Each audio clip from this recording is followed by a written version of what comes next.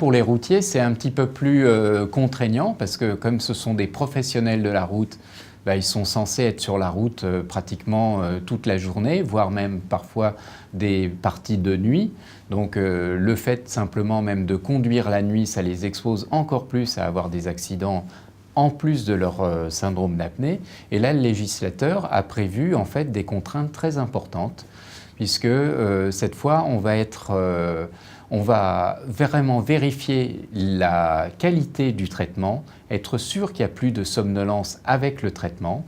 Et en fait, on va le faire avec des examens extrêmement élaborés, donc qui nécessitent en fait des hospitalisations spéciales, etc., pour vérifier qu'effectivement, avec le traitement, ils ne sont plus somnolents. Et c'est à cette condition qu'ils peuvent reprendre en fait leur métier de conducteur professionnel. Pendant ce temps-là, c'est quand même une période qui est assez longue, il faut mettre en place le traitement et puis ensuite vérifier qu'ils n'ont plus de somnolence. Et bien en fait, là, le médecin du travail va faire une modification du poste de travail, va trouver un travail intérimaire, entre guillemets, au sein de l'entreprise pour éviter que le conducteur professionnel reprenne le volant. Et une fois qu'on a bien prouvé que le traitement est efficace, à ce moment-là, il peut reprendre le volant.